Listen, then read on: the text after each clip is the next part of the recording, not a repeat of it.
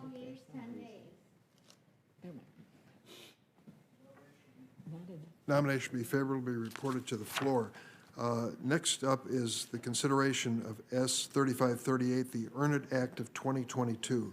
My understanding is Senator Graham has to be on the floor soon, so I'm going to turn it over to him and to Senator Blumenthal to explain the bill.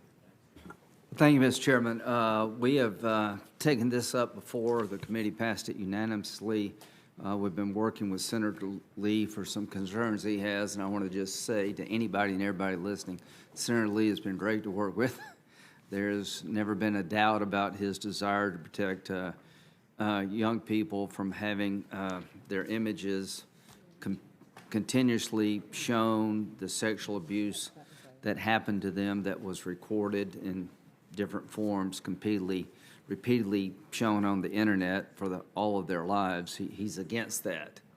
So Section 230, as we all know, basically protects social media platforms, gives them liability protection. They say they're billboards. We've heard, Mr. Chairman, from victims of child exploitation, people as children being sexually abused. Has been recorded in photos and videos that are played out on the internet millions of times, and it just follows them to their grave.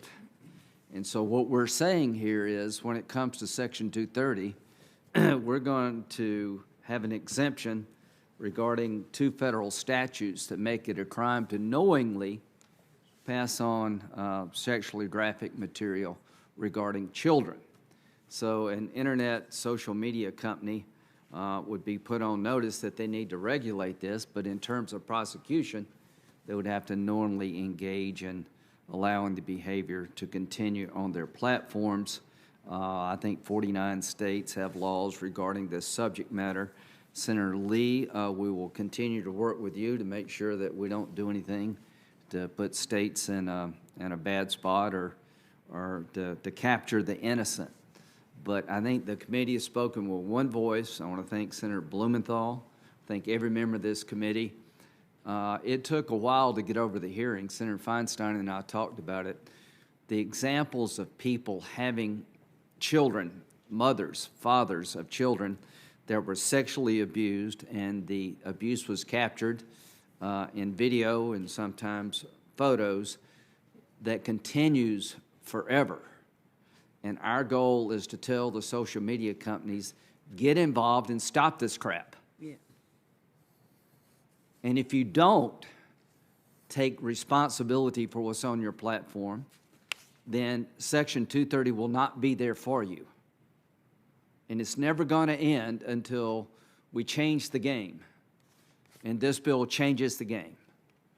And I hope we can be unanimous in supporting this legislation, get it to the floor and make it law, and do something about protecting these children other than talking about it. Mr. Chairman. Senator Blumenthal first. Thanks so much, Mr. Chairman. I'm going to be brief because I'd like my full statement be entered in the record. Without objection. I'd also ask that letters of support from a number of organizations among the 250 law enforcement groups, child advocates, NCMEC, and others be also entered in the record without objection. Without objection. Let me just thank, first of all, Senator Graham for his patience and dedication to this cause, which is extraordinarily bipartisan. We have 22 co-sponsors to this measure in the Senate. And I know there is some controversy about it, but I just ask my colleagues to imagine for the moment the most unspeakable, despicable violation of your physical being that you can imagine at a young age, as a child, repeated thousands of times on the internet for millions of strangers to see with sadistic pleasure, following you through your whole life. And imagine that someone has the tools and power to stop it, and basically blows you off, refuses to respond. We have heard numerous examples. 2 13-year-old boys groomed and coerced into making sexually explicit videos that later were posted on Twitter. They weren't hidden. They were posted for the whole world to see with hundreds of thousands of views and retweets. And their mother contacted the authorities, and Twitter basically said they were going to leave them up until the Department of Homeland Security intervened. Another example, Jane Doe versus Reddit. The ex-boyfriend of a 16-year-old girl recorded sexually explicit videos without her knowledge or consent, and then posted them. They were taken down. He reposted them, and she was forced, in effect, to watch for the reposting again and again and again. Reddit is a $10 billion company, and there are simple, accessible, sometimes free methods for these companies to use automation to detect, whether through software or the cloud, when these images appear. Now, there's no question, big tech, their armies of lobbyists and their allies have sought to make this issue one of encryption. It's not about encryption.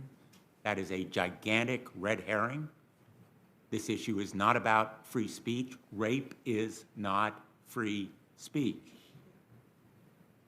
And there are companies that actually are consistent and vigorous partners in this effort because they know it is possible to stop it with little or no cost. Now, this bill is more than just about Section 230.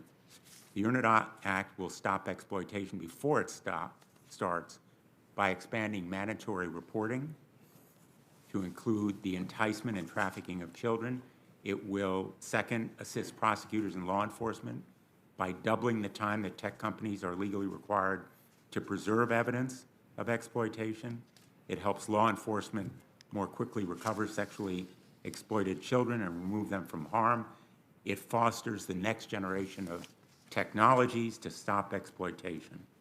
And it does hold tech companies accountable when they fail survivors, and they enable these predators to spread the kind of child sexual abuse material that is so egregious. The tech companies say, well, the answer is more resources, more money, more investigators. Yes, there should be more money, more resources, more investigators. But law enforcement itself says they need this statute.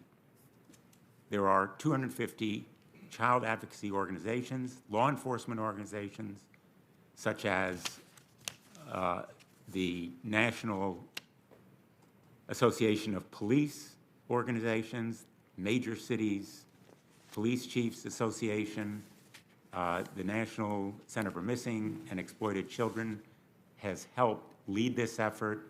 In fact, reported that they received 29.3 million reports of child sexual abuse material. 29.3 million.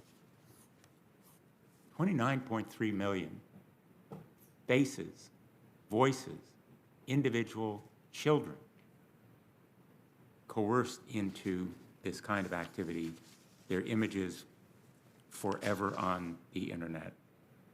So I ask my colleagues to support this measure. It is a narrow carve-out to Section 230 that simply holds accountable big tech with a knowledge standard requiring that it know about it, that is responsible and carefully crafted. We've worked with colleagues like Senator Leahy in his very constructive objections. We continue to work with colleagues such as Senator Lee and Senator Ossoff We're more than happy to continue this effort as we go to the floor.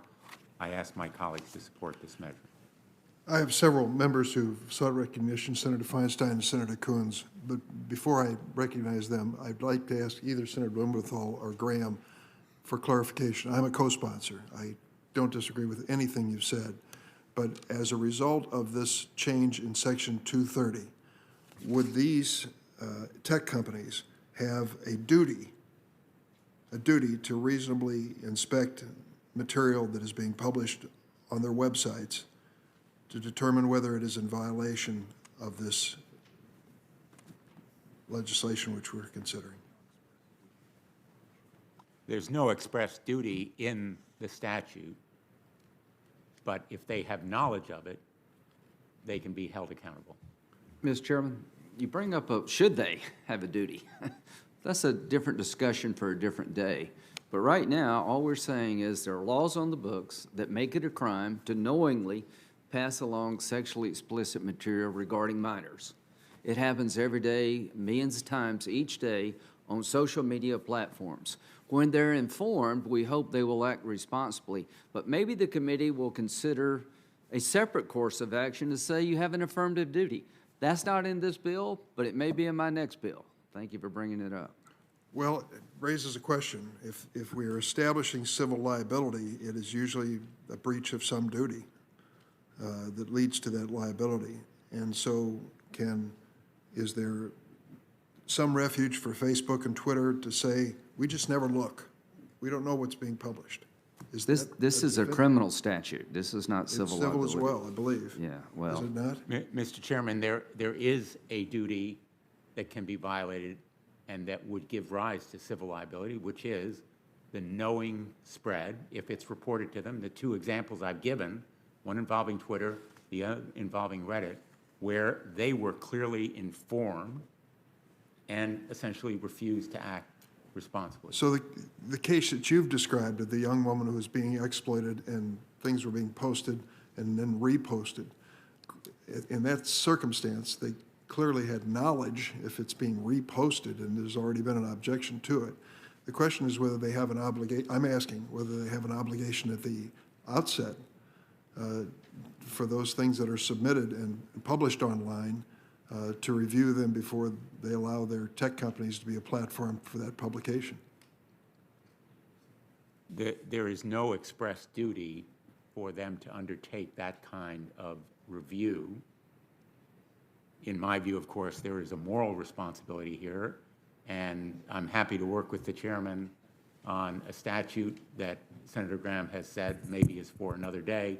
This measure is very narrowly, carefully crafted to impose a legal responsibility with a standard of knowledge giving rise to criminal intent that in turn can be the basis for civil accountability. It gives these victims and survivors, as well as state attorneys general, a day in court, access to our justice system, so they can create an incentive for these companies to do the right thing. When they are told by the mother of two 13-year-old boys or by the victim and survivor of a boyfriend who displays sexually explicit photos on the internet, they have a responsibility under this statute. I'd just add, I'm going to stop because others are seeking recognition, but Section 5 of this bill relates to civil liability as well, and it specifies the statute where the civil action can be brought, Section 2255 of Title 18, and then another more general civil action as well. So it's not just the criminal charge, but it's civil liability as I read it. Mr. Chairman, would Senator Blumenthal yield for a question? Happy to ask him. I will, sure.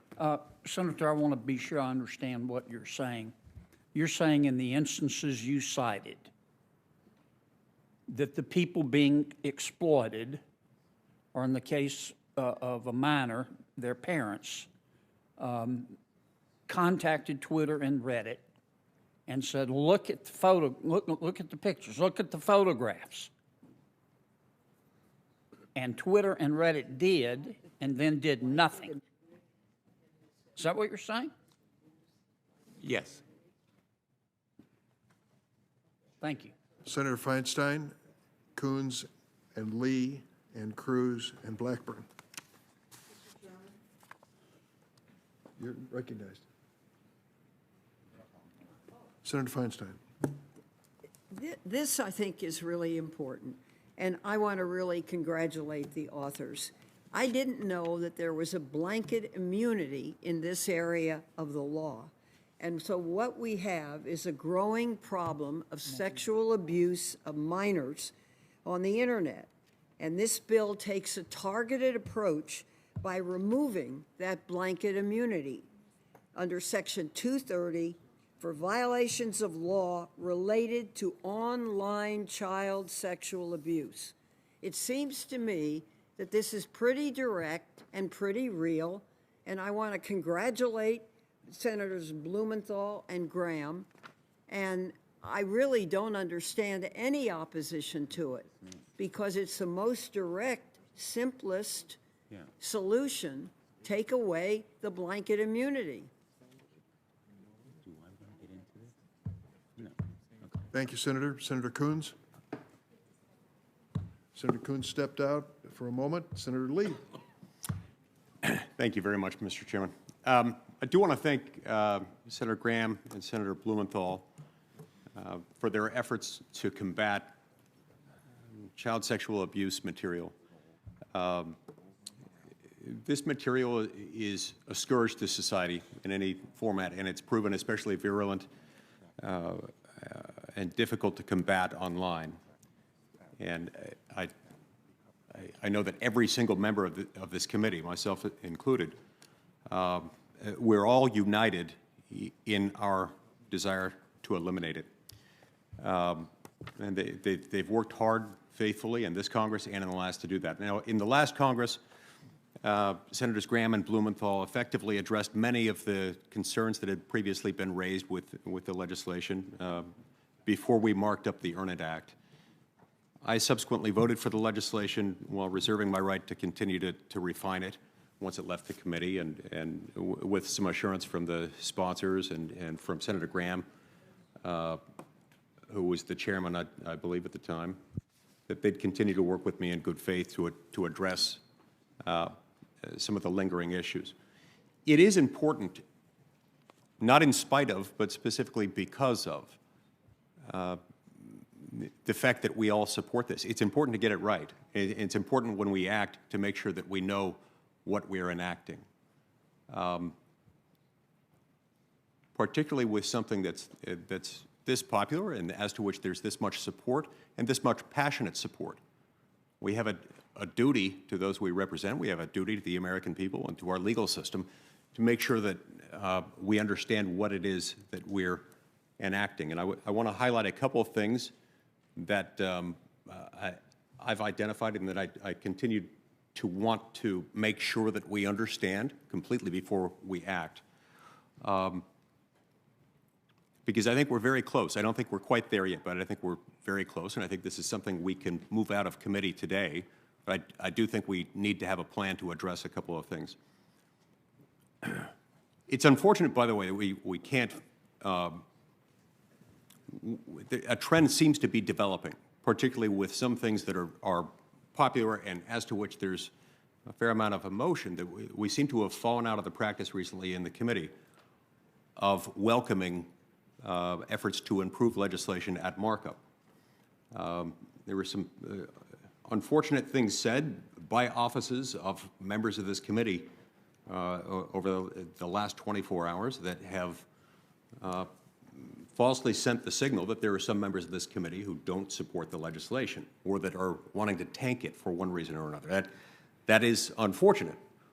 Or that there were communications made to some outside groups and some outside groups who ended up interpreting the filing of amendments last night as somehow a hostile act. We filed those consistent with longstanding practice of this committee, and we file those by 5 p.m. the day before the markup.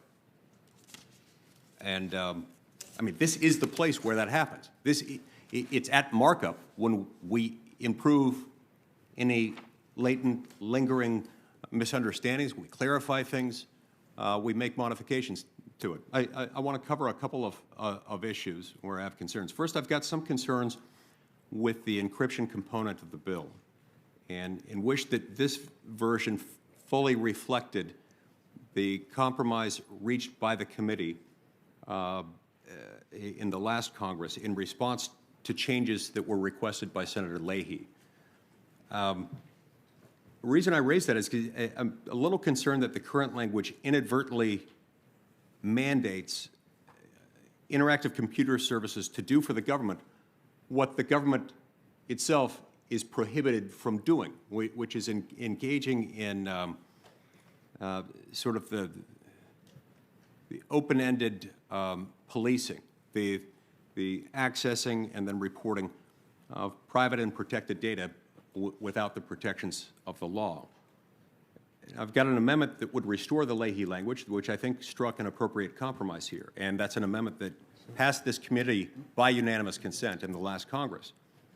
I don't necessarily have to ask for a vote on that in committee today, but I will be asking that we continue to work on this issue as we approach the floor, because I think it's important. If there's a reason why that was omitted from this, I'd love to know what it was, but it concerns me. I don't see a good reason to omit it. There are a couple of different formulations that I've proposed, one of which involves the Leahy language itself. I've got another one that would just involve the striking of one word and the elimination of one letter of another word, and I think that would also fix it. I'm open to other ideas. I'm also open to arguments if you think I've got that issue wrong, but I want to make sure we know what we're doing when we enact this. We owe it to the American people to be thorough. My other concern relates to the provisions of this bill dealing specifically with Section 230 of the Communications Decency Act. Now, I wholeheartedly agree, not only with the overall objectives of this bill, but I wholeheartedly agree also that interactive computer services complicit in the advertisement, promotion, presentation, distribution, or solicitation of child sexual abuse material should not enjoy protections under Section 230. But if we've learned anything from watching Facebook, Google, and Twitter over the course of the pandemic and a controversial presidential campaign cycle and what's followed from it, it's that those particular actors, the really big ones, perhaps not the smaller actors, but certainly these larger companies, can and do thoroughly monitor, and they have full capacity to identify and delete posts and suspend individual accounts that they deem problematic, undesirable, or otherwise not appropriate for their site. If these big actors fail to be as vigilant as they've been in other contexts, if they fail to be as vigilant in using these capabilities in their efforts to combat child sexual abuse material, as they have been in stifling other views that they don't like, whether it's about alternative COVID therapies or conservative viewpoints or whatever it is, then I have no problem with them being held liable for not addressing CSAM on their sites. They certainly have demonstrated the ability to thoroughly monitor their sites and address things that they find unacceptable. And so if they have that in other areas, they certainly have the ability to do that with respect to CSAM. But unlike alternative COVID therapies, CSAM is actually illegal. And so they ought to be able to do that. At the same time, I do worry about smaller companies. Smaller companies in particular that might not have the resources to comply with the patchwork quilt of state laws. And I also worry that these smaller interactive websites, including things like a church website that allows people to chat online about their about theology or about tenets of their faith. I worry about something that might happen there with regard to sites like that might unwittingly fall liable under the laws of an overly aggressive state.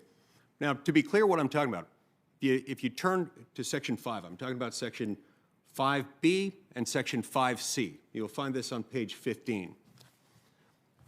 It's significant that both of our sponsors, and I think this shows that there really is great agreement here, that we do not disagree on the substantive merits of it. We've heard from Senator Graham and from Senator Blumenthal repeatedly about the fact that this adopts a knowing standard. We're dealing with a knowing mens rea, and I think that is the appropriate place for us to dwell. That is, in fact, what we're talking about, and it's what we should be talking about. They're not wanting to make it negligence or strict liability or anything else. But in Section 5B and Section 5C, on page 15, starting at line 16, you've got incorporation by reference to civil and criminal liability as provided for by state law. Now, this is great in most ways because, if I'm not mistaken, 49 out of the 50 states have laws. The laws cross-referenced and incorporated by reference in Sections 5B and 5C themselves have a knowing mens rea requirement. There's one state that has something lower than that. I think it's a type of recklessness standard. But my point is this. The legislation is written, while intended, I think, in good faith by the sponsors, Senator Blumenthal and Senator Graham, to apply to a knowing mens rea standard. This doesn't prohibit the allowance of a lower mens rea standard. In theory, in fact, under Sections 5B and 5C, even if a state, let's say if the state of New York, for example, decided to adopt a strict liability standard, then all of a sudden that would be incorporated by reference into this component of this federal law. And so this is an issue. Because under this law, if a state, let's say New York, enacted a law saying that any interactive service provider, regardless of other circumstances, that doesn't remove CSAM within 1 hour of being posted is liable for damages up to $1 million. Strict liability, in effect. A church with that type of interactive website where individuals could post on their religious beliefs or whatever it was could be strictly liable under that New York law if someone posted CSAM on that website, even if it was without their knowledge during that time period. Now, I don't think that's the intent of either of the lead sponsors on this. In fact, we know that it's not because they've told us that today. They've repeatedly stated that it's a knowing mens rea standard that would be applied here. Now, this is not to say, none of this is to suggest that even smaller companies or even the church website I described should enjoy CSAM protections if they're knowingly complicit in presenting or distributing CSAM. So I support lifting Section 230 liability protections if anyone does that, if they knowingly allow for the distribution of CSAM. To do that effectively, we need to base this federal protection on standards that are discernible and navigable for all interactive computer service providers. Look, the Internet is inherently interstate. It falls into the category of channels and instrumentalities of interstate commerce over which we have regulatory jurisdiction through the Commerce Clause. Section 230 is a federal liability protection. For the Earn It Act to work, it should, at the very least, have some nexus to a federal intent standard that doesn't allow this loophole whereby a state, through the back door, can work in a lower mens rea standard as necessary to trigger these provisions. And so I've got an amendment on this, and the amendment would abrogate the 230 protections when CSAM cases are brought against ISPs under state law, so long as the underlying offense would constitute an offense under federal law. In this way, we can successfully tie federal liability protection to federal standards. And it would allow smaller ISPs to know what's required of them to act responsibly to remove CSAM as a condition for receiving Section 230 liability protection. Yeah, I'll be wrapping it up. So we may find that federal mens rea is too, if this is the wrong standard one way or another, we need to have that discussion about what standard it is that we're talking about. If you want to adopt a different standard, let's have that conversation. But let's not leave it open through the back door for a state to do it. No state, to be clear, has adopted a strict liability standard or anything like that. But under this, we leave that open, and I think we need to address it. So look, the hour is late, and I especially now that I've heard the intentions of both the authors, I'm confident that we actually agree on this. So if you're good with it, if you agree to work with me in good faith as we approach the floor to address these issues, I'd love nothing more than to support moving this out of committee today.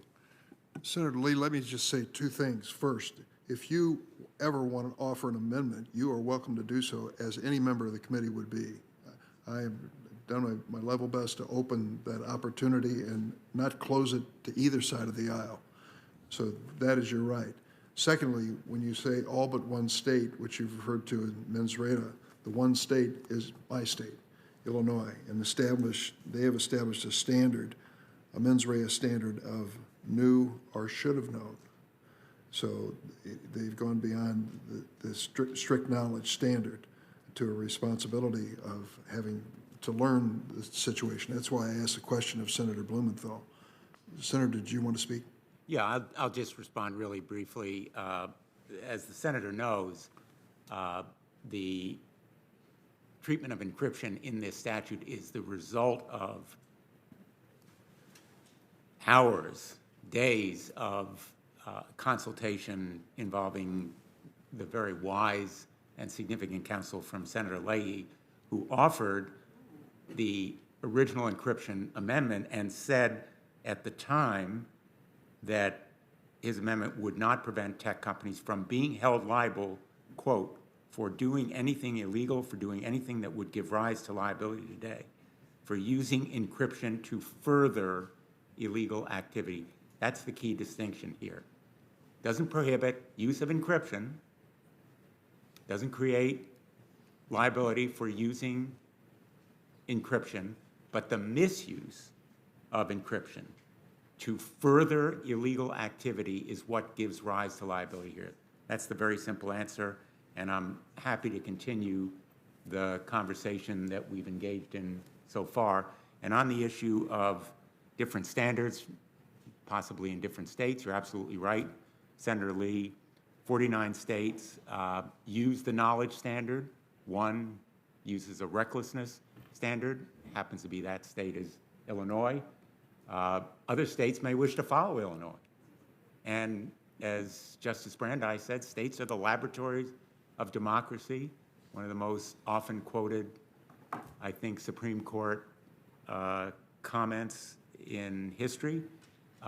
And as a former state attorney general, I welcome states using that flexibility, and I would be loath to straitjacket them in their adoption of different standards. But I'm happy to work with my colleague and friend, the senator from Utah. Thank you. We have two more requests for comment, Senator Coons and Senator Cruz. Thank you, Chairman. Senator Ossoff. Thank you, Senator Blumenthal, Senator Graham, for your good work on this and for your comments. I will on Monday be visiting the Child Advocacy Center in Delaware that I long supported, was a partner with, both in my service here in the Senate and in my previous role as county executive. This is a center that provides counseling, support, forensic interviews for victims of child sexual abuse. It is a horrific place to have to go. To talk to the staff, to encourage them and support them in their work is just a reminder of how difficult this issue is. We all know families who've been directly impacted by child sexual abuse, and the internet has sadly facilitated the spread of horrifying images and the re-victimization of people who have suffered this. So I have two folders, one full of letters from law enforcement, from child advocacy organizations urging that we take this up and pass it, and the other from organizations I also respect and work with, human rights organizations, civil rights organizations, Consumer Reports, urging me to oppose it. I voted this bill out in the last Congress. I will vote it out again today, but I remain concerned about some of the provisions around encryption and how it may impact domestic violence victims in this country, human rights advocates and journalists overseas, and I'm trying to make sure, Mr. Chairman, and to my colleague, Senator Durbin, that as we proceed carefully. We legislate rarely in complex issues around technology and privacy here, and in some cases, we do not legislate particularly well.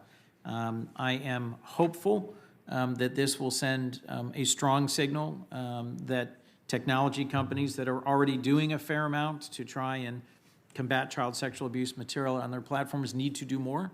And frankly, that we need to invest more in law enforcement. When I consulted law enforcement in Delaware, they are simply overwhelmed with the volume of the content that they are being provided to try and investigate and follow up on. So with those comments, I look forward to working with the sponsors to continue to refine and improve this legislation before it finally makes it to the floor for enactment.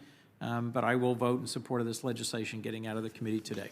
Thank you, Mr. Chairman. We have in the queue Senator Cruz and Senator Ossoff. Senator Cruz. Thank you, Mr. Chairman. I want to thank Senator Graham and Senator Blumenthal for their hard work on this bill. It is an important issue. It is an issue we all care about. I also want to thank Senator Lee for his very diligent efforts to try to make sure the bill operates properly and effectively. I very briefly just ask unanimous consent that I be added as a co-sponsor to the bill. And I also ask unanimous consent that I be recorded as voting present on the judicial nominees earlier today. Thank you. Chairman. Thank you, Mr. Chairman. Similarly, echoing Senator Cruz, want to commend Senators Blumenthal and Graham and the other co-sponsors for their continued efforts to combat this scourge of child sex abuse material online. As did Senator Cruz, thank Senator Lee for his diligent engagement in this markup and attention to detail.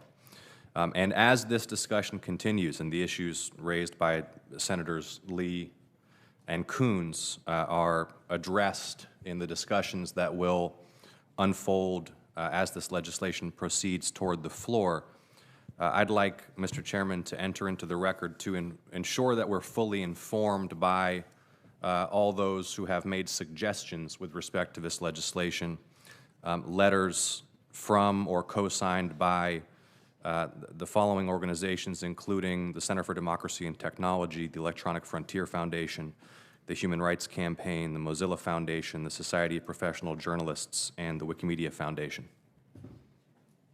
Without objection. Thank you, Mr. Chairman, and I'll just thank again the bill's sponsors and Senator Blumenthal for your commitment to work with the members of this committee as this bill proceeds to ensure that we avoid any unintended consequences that could negatively impact the privacy or security of users of online services. Chairman. Thank you, Senator. We have two senators seeking recognition, Booker and Leahy. Senator Booker. Third, I would like to just defer to Whitehouse, whose hand was up before me. Senator Whitehouse. I'll be extremely brief. I applaud this measure and intend to support it.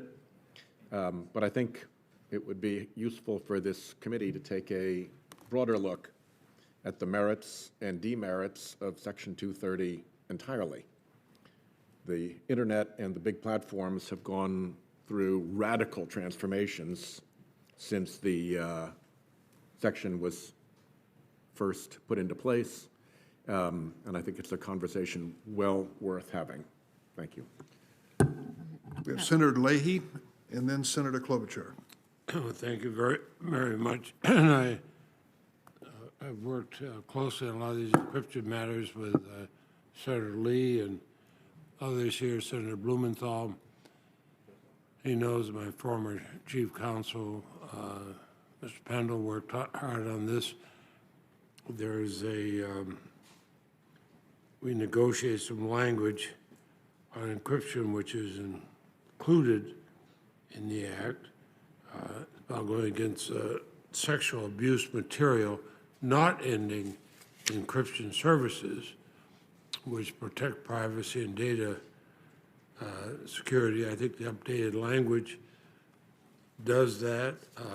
We try to strike the right balance between the need to target child sexual abuse and also, though, to preserve privacy protections. I believe it has.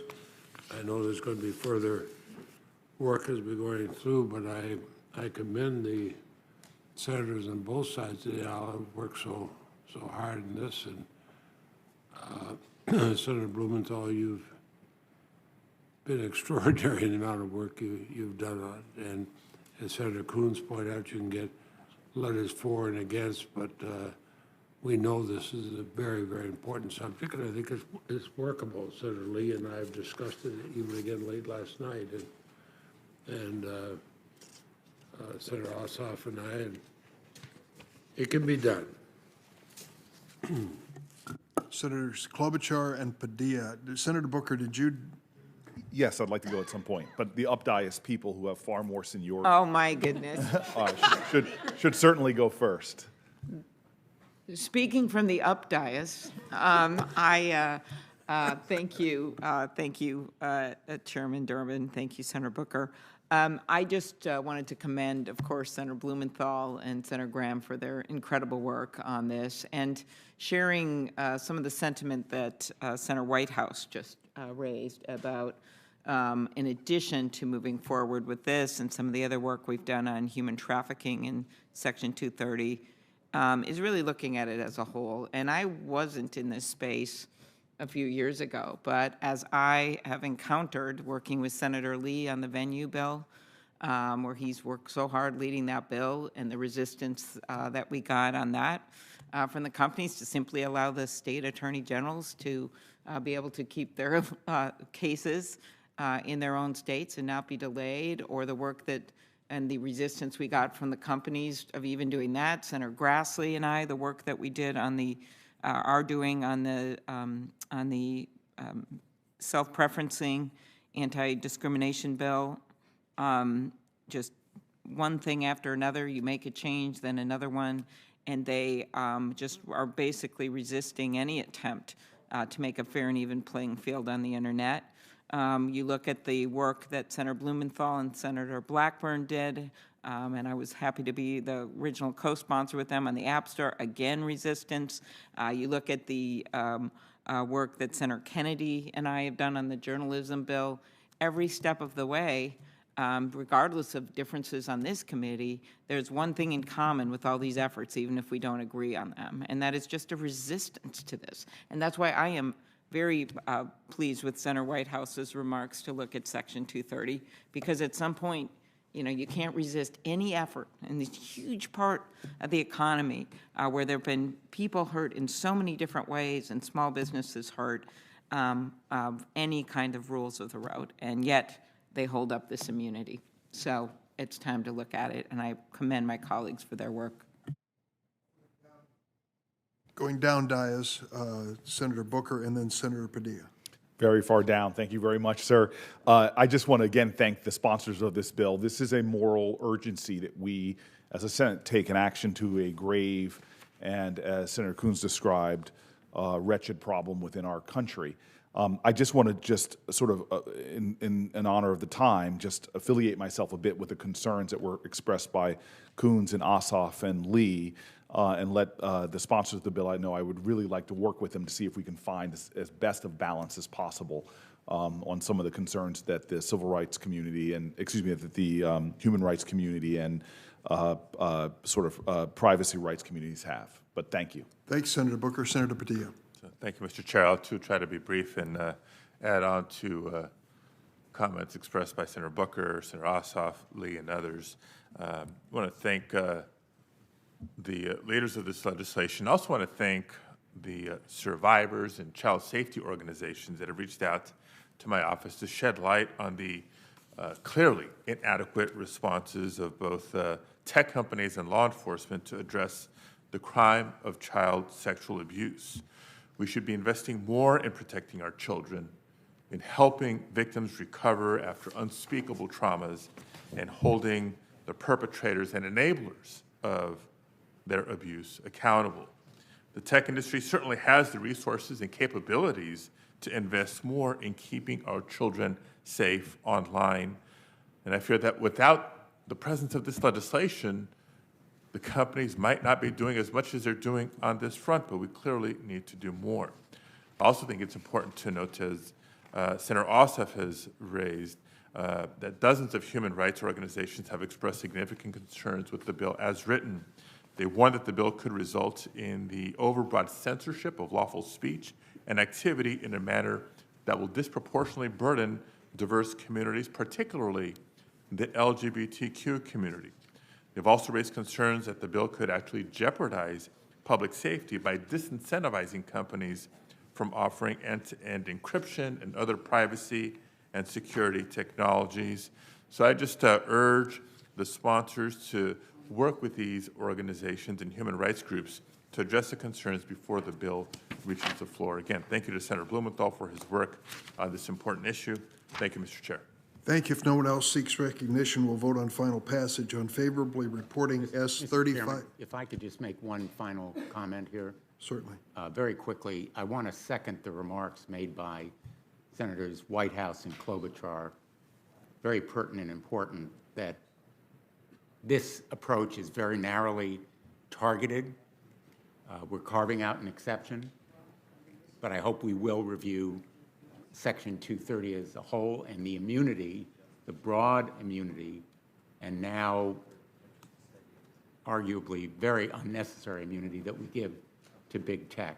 Second, I urge my colleagues to look at this issue of child abuse. I've heard Senator Booker very powerfully and eloquently describe the shootings that occur in his own neighborhood, the crime that occurs throughout this country. The statistics are overwhelming that those perpetrators have suffered some kind of abuse. It is an epidemic, and it leaves lasting effects. The literature shows that it changes the mental wiring of victims and survivors of child abuse. It changes them physically in ways that need treatment. And this bill is a start toward trying to hold accountable anyone who profits from them. Yeah, if I may just respond, and not getting personal, but survivors of sexual trauma have the kind of deep harm that of which you speak, and I know this from my own life experience with people close to me, and we must do something. That's why I applaud the urgency of your actions, and I'm just looking forward to doing the work between now and the floor to see if we can mediate against some of the legitimate concerns that I hear from the privacy community. But dear God, we are a nation that needs to do so much more, because this is far more widespread than people actually know and believe and understand, and what the current state of play has got to change. And I'm grateful for your leadership in this space. Senator Hirono.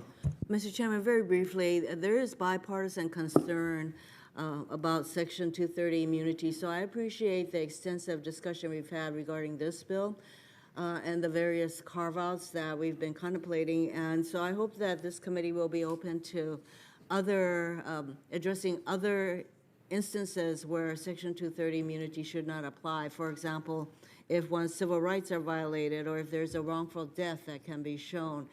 And I think this just points out that the broad immunity of Section 230 needs to be addressed, and we are doing so. Thank you, Mr. Chairman, and to the sponsors of this bill. Thanks, Senator Hirono. I'll wrap up by saying the exchange between Senator Blumenthal and Booker called to mind my visit to the Cook County Juvenile Facility to ask the counselors who were these shooters who were killing so many people on the streets of Chicago.